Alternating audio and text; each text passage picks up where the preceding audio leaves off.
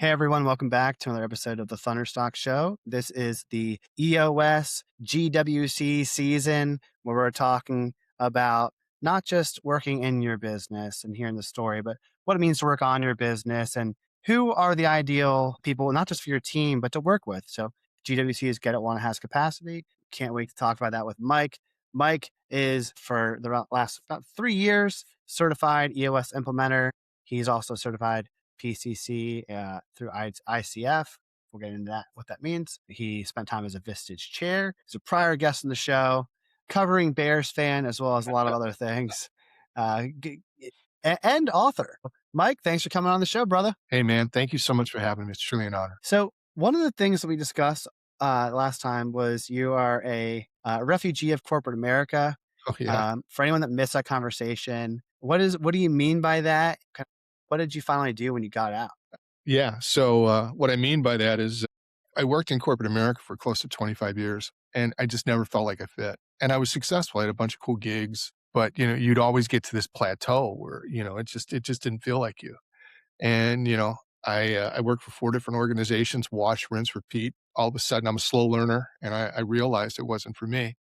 And then I started my first business. That's awesome. Yeah. So you've been a coach or a chair or facilitator for a while between Vistage and with the ICF and PCC. What are some of the lessons that are translatable amongst the different ways? Like as far as just coaching concepts, not necessarily specific to one type. Yeah, well, probably the biggest thing in coaching, it's not about me. It's really about the client and really kind of unpacking what they're dealing with. Almost everybody, especially entrepreneurs, almost everybody has a pretty good idea what they need to do, but there's just so much noise out there.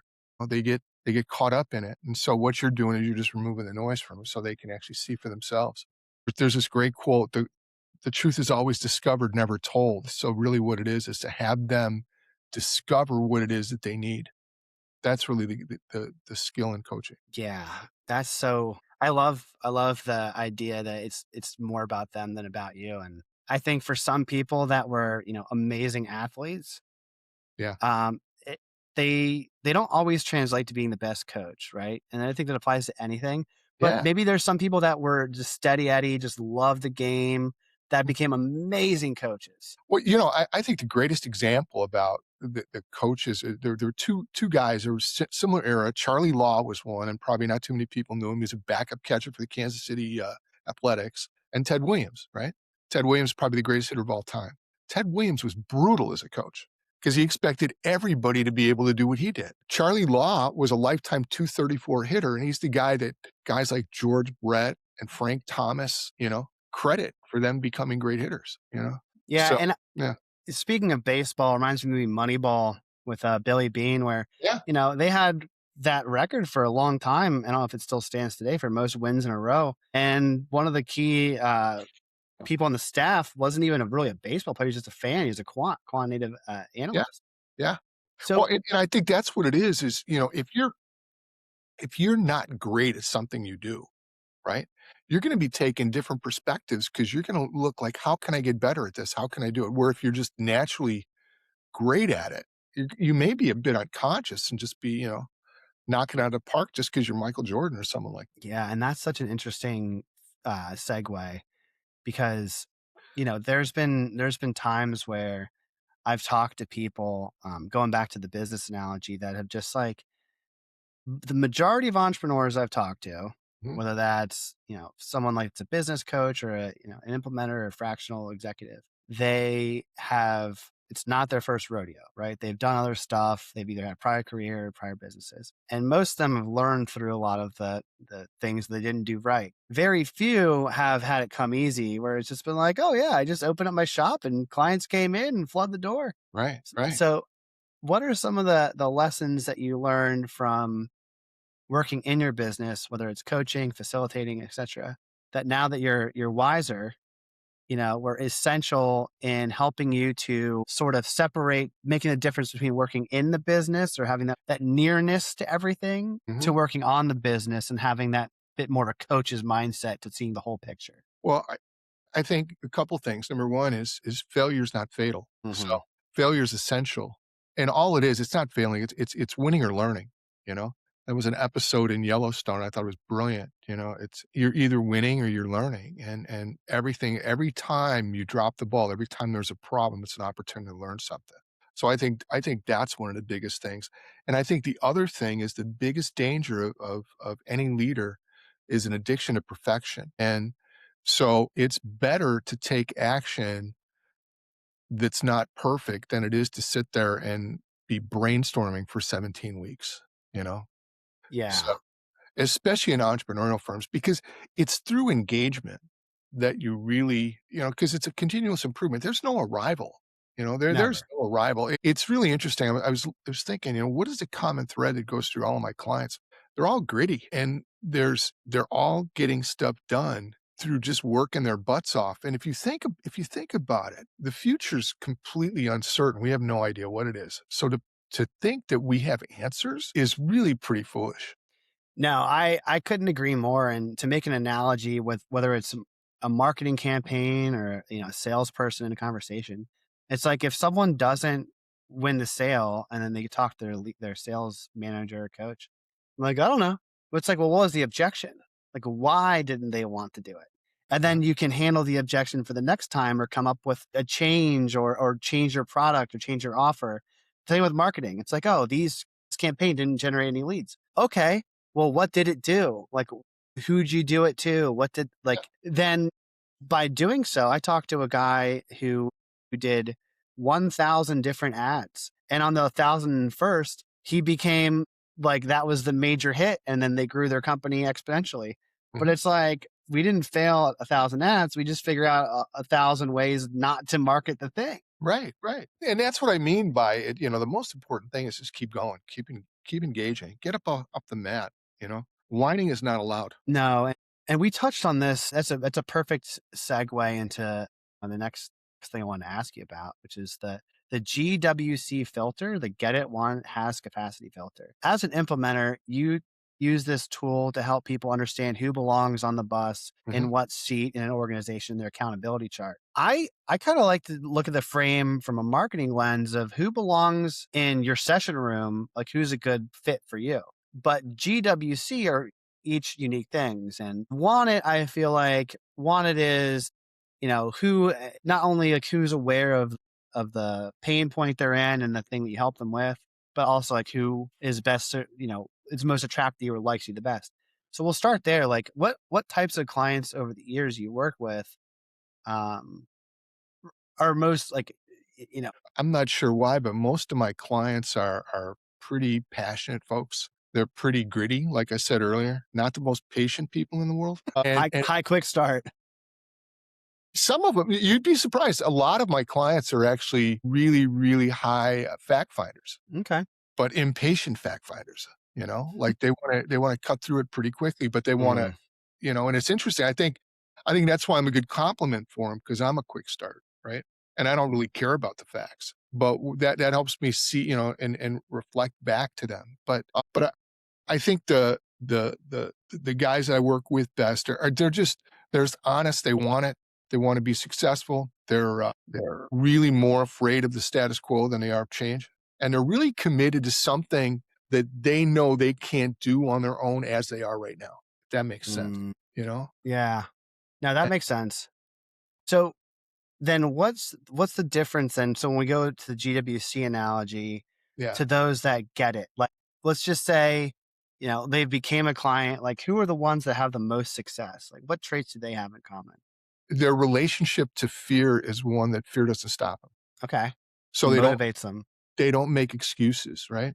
Hmm. And they're willing to not let the circumstances run their business. So many entrepreneurs, their businesses are run by the circumstances they run into.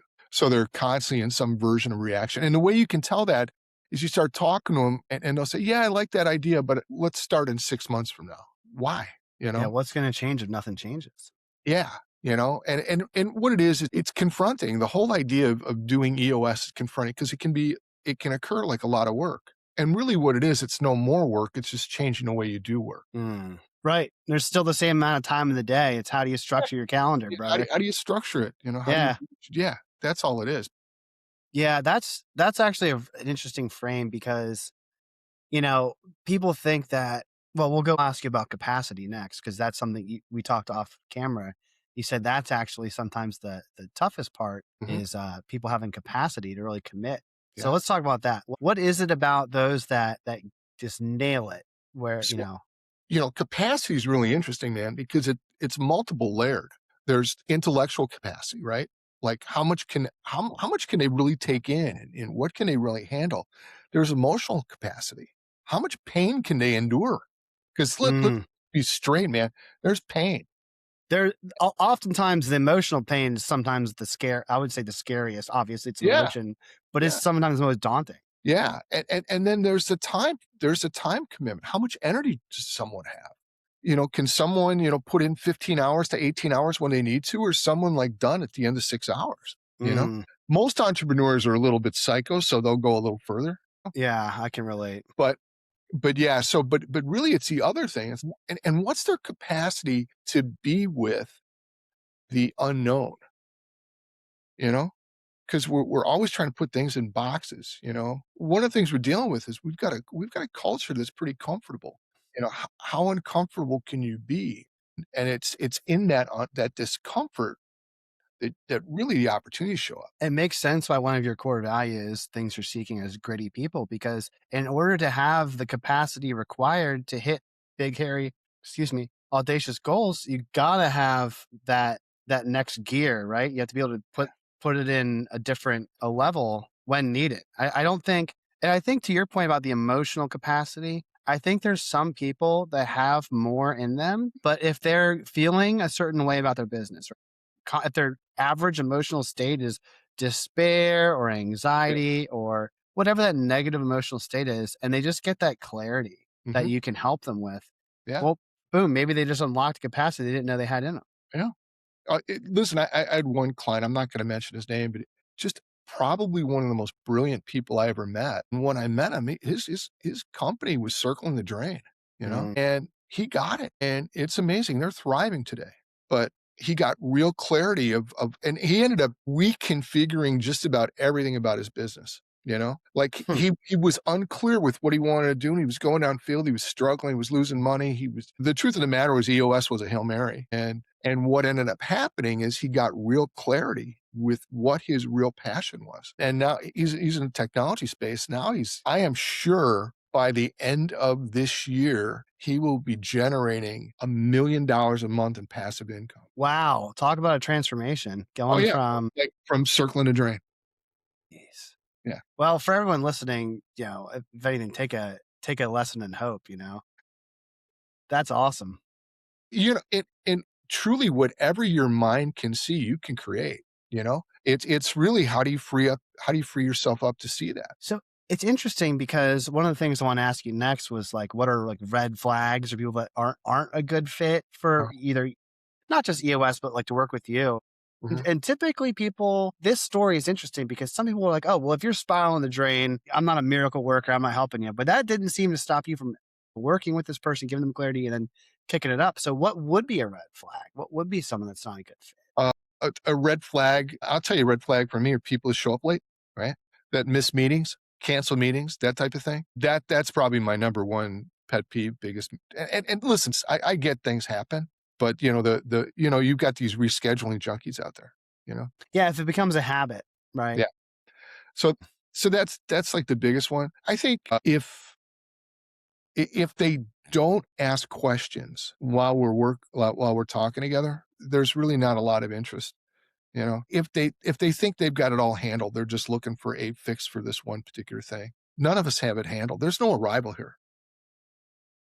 Yeah, I have a quick story from a marketing perspective. I had a client without saying names long ago that they're just like, we just need more leads. Well, we got 43 leads for you in 30 days. And guess what? Those leads didn't hear from somebody from your organization. So it's not a leads problem. Yeah. It's not a silver bullet to fix your business. Well, there are no silver bullets. That's the whole thing. Right. You know, whatever issue, and I think that's the thing that entrepreneurs need to be open to. Whatever issue is in the way of any business at any time is typically a function of that particular business. They created all the good stuff. They also created the problems. So you want to start looking at that stuff and really inquiring in all of it. And I think that's the thing that people don't understand is EOS is a grind in a way. Oh, yeah. The transformation occurs through the L10s. It doesn't occur through the quarterly meetings. It's the week to week, day by day. It's Week to the week, day by day, conversations you're having when I'm not there. Can we change a direction when I'm there? Absolutely. Can right. we provide insight when I'm not there? Absolutely. Can it tee up a whole new thing? Absolutely. I mean, I've got tons of evidence to support that. But the work gets done when I'm not in the room. You know, there was a period where I had outside forces telling me to go back to school and night school, get my MBA. Yeah. And at the same time, I was going through the EOS process on a leadership team. And Yeah. I was like, this is a lot of work. I'm not doing both of these things at once. Like, I'm going to commit to the one that I'm already doing. And I look back, I'm like, well, not saying an MBA doesn't have value, but to me at the time as an entrepreneur, I was like, this is one, to nail it, you got to put in the work. And two, that was my MBA. That's what I Well, equated it to. I think an MBA has value if you're going to go to work for a big bank or something like that because they need to check all those boxes and make it look like that. But I've got entrepreneurs that are PhDs and I've got entrepreneurs that didn't graduate high school and they're equally successful. That's it.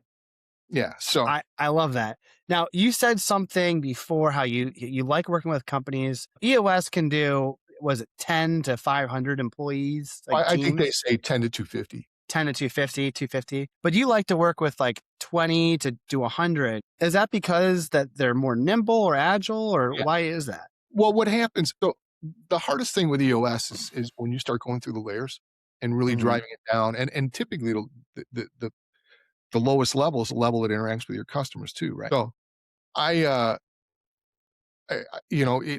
when the organizations get too layered, we work with the leadership team. So if it's too big, I don't think it's like you said, it's not as nimble. I don't think it's making the impact. And I like to make impact. I'm not going to be here that much longer. I'm an old guy, so I want to make as much of an impact as I possibly can now. And also too, there's something in that, 8 to 25 person firm that's pretty rowdy. And when they get things, they can turn on a dime. You know, the guy I was telling you about, I think he had 12 people in his organization when he changed it. It's twice as I think it's only 25 people now, I think, but, you know, th Yeah, that's also another good point to everyone listening. It's like the head count doesn't always equate to the profit or the no, revenue. no, not at all, not at all. No. So I need to ask you, the visionary whisperer. Okay. Tell me about like what that means to somebody. Like, what does it mean to be a visionary whisperer? And like, what do visionaries need to know about what that means? So, one of the problems with being a visionary, you're at the tip of the spear, right? And not everyone's straight with you. People are gonna be blowing sunshine up your butt, people are gonna be lying to you about things, and you can't be in all places at all times. And you just don't get it straight from a lot of folks, and I think I can give it to them straight in a way that they can hear it too, you know? So, I think that's what I mean by that is, and I'm not a visionary. I'm not, if you all the profiles and stuff that I do, I have an integrator personality. So, Mm. I'm not a visionary, and I really respect these guys. I mean, they're that's and women. That's a special breed of human, and they're the ones that make it happen, And guys like me are the wrenches, and I Or the love counterbalance, right? well, yeah, no doubt, and the guy that can take a punch too, you know? Yeah. I mean, look, I don't think Tom Brady would have been the best football player of all time if he didn't have an offensive line. Well, no, exactly, that's the whole thing, and that's really what it is, and I think that's a great thing that when you really start engaging in the practice of EOS, you see what real diversity looks like in the building of a team or an organization, how you need to have multiple perspectives for any one issue, and multiple personalities, and how people can really work together and complement one another. So, speaking of multiple perspectives, tell me about the ICF coaching and the PCC level. Like, what is that? How does that give you a unique perspective now that you're in EOS? Like, give me about that perspective and how it makes it you see things differently. One of the most valuable things I've ever done was go through an ICF accredited coach training program. And it was truly transformational. And it helped me really, first and foremost, understand myself, but understand the way human beings work and operate. and we're all human beings, right? And how we work and operate when we're under stress, how we work and operate when we're, the phrase they would use when you're up against your survival mechanism. Your Mm, survival mechanisms are interesting, right? Really successful people have some pretty high level of survival mechanisms that some people, they're pyromaniacs in a way that they could, because they're good at putting out fires, right? Uh, I got to learn that, and I got to understand really what coaching was and really what the human condition looked like and how that works. And that really comes in play well inside of EOS. I think one of the challenges for a lot of guys in the early days of EOS is I'm probably going to get in trouble for this, but EOS doesn't do a great job of training coaches to coach. sure. Right. And so they kind of learn it on the way, and it can be clumsy for some, or what will typically happen is they'll avoid it. And what that does, when there's a real issue where you can really go in and kind of understand, they'll sit back and they'll take a pass on it. It'll take longer. So I think that's one of the things that has helped me is I really am willing to engage and go deep and ask the tough question and of the visionary, and ask the tough question of the team. Yeah. So Did I answer your question or no? yeah, it reminds me of a quick story. I have a buddy that, just one of the great friend. He had a degree in like natural sciences, like geology, and he went off and he was a geologist for a while, and but the guy was one of the thrill seekers, like life of the party. And then he just said, you know what? No, I have this degree. I know I have this, job that's stable and whatever. I'm going to move to the Pacific Northwest and fight fires. And he just like jumped in the fire. And it's kind of like what you had described, where when somebody you might get it, right? But if they're not emotionally invested, or they don't want it to enough degree, it's just not, who they are, Yeah, whatever in their DNA, like they could take a hard left turn and then just be super happy doing something completely different. Like you yeah. could have a client that completely changes his business. And then Listen, now he's in the slot. dude, I have a client, and it was remarkable to witness. This guy grew up real first of all, maybe the smartest guy that I've ever engaged with, right? Brilliant lawyer, wanted to grow this law firm. We created, like, in early days, we had the 10-year vision of what it looked like, and it was the name on the building and the corporate jet and all of that stuff, right? And then we did an annual for him, and you go in and you check and see, is this 10-year vision still the same? He's like, "No, that stuff doesn't bother me anymore." He'd got to a level where he was making great money, you know? It wasn't about that anymore. Now, he's running for statewide political office. 'Cause he wants to make a difference. This guy's really committed to making a difference, making a mark in the world, and getting a corporate jet wasn't gonna be the way he was gonna do it. It's like the sign behind you for those that are listening and aren't watching. It says it's not the destination, it's the ride. It's Yeah, great to have some spot that you want to go to, but that's just like the direction that you're going on the journey, yeah. right? You might see a road sign that says, brewery, take a left. And you're like, all right, you Dude, know what? We're done for a little bit. We're going to eat some dinner and have some drinks. Like that's it. That's enough for the ride for the day or you know, whatever. that's why I've ridden, 300 some thousand miles on Harley Davidsons, is because of that very thing. It's like, is it wandering? Maybe to some degree, but is wandering all that bad, you know?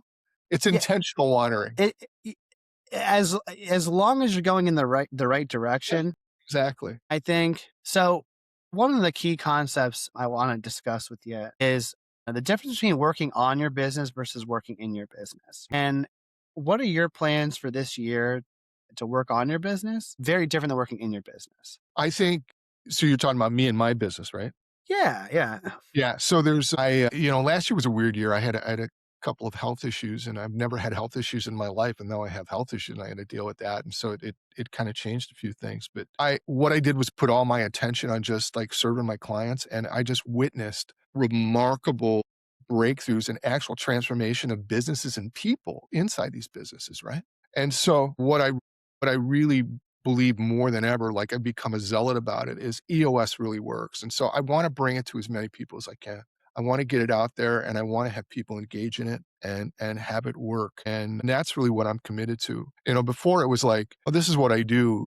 It's actually become, "This is who I am," you know? And, I have no plans of retiring, I have no plans of stopping. This is really what what I'm up to. So it's getting as many people that would be right fits to get along for the ride Yeah. and take the EOS journey, getting, more awareness for people. Cause I think, while there's still 25,000 businesses in the United States that have to some degree claim that they're running on EOS, there's a lot more businesses out there. There's There's a millions of lot more. there's millions of business. I think the number actually right now, Ross, is 32,000. 32 worldwide or United States? It could be worldwide. It could be worldwide. Yeah. Because we've expanded quite a bit into the It's we just awesome. had our annual and they ran by all the numbers. I never pay attention to the numbers, but I heard that number. Yeah. So, one more question is you've been in the room with a lot of CEOs, visionaries, leadership teams. And if there's one thing that separates the leaders who actually transforms from the ones that stay stuck, what would you say it is? You're gonna think this is nuts, but really having a sense of humor about themselves and their business, you know? Like because to have a sense of humor requires that you're touching into humanity. And the ones that realize this is a human relationship experience are the ones that can make it happen. It can really get them. I got this one guy. He gets the most out of his leadership team of anyone I've ever seen. It's amazing. And he was a control freak 14 months ago. And he's also brilliant, a technology guy. And these technology guys have giant brains. Yeah, he gets so much, and his guys are so empowered, and it's amazing to see. It's really remarkable to see him. I love him. Someone smarter than me, I'm sure, has a quote out there that says, when you're faced with pain, human beings have typically two ways to deal with it. You can either laugh or you can cry. Choose the former, not the latter. If you can laugh about the pain as a team, it's a bonding experience. Brilliant. It's an uplifting thing. I think that's a great point. And it's what we said earlier that, failure isn't fatal, you know? Like, it's just temporary. It's just a problem, We'll get through it. That's awesome. Well, Mike, we're approaching the end of our time together. For those who are listening, how can they connect with you and get in touch if they want to work with you? Well, if you're familiar with the EOS website, you go to EOS Worldwide and my microsite is just Mike Shereck on there. There's a place where you can click after that. You can email me. It's mike.shereck@eosworldwide.com. Or you can call me even if you want. My number is 630-643-6336. Everybody says you're nuts for putting your numbers out there, but I'll deal with it. Awesome. Thanks so much, Mike. And thanks everyone listening. Until next time, be well. And remember, stay gritty and keep a sense of humor. Thanks, Thanks. buddy. I appreciate it, man.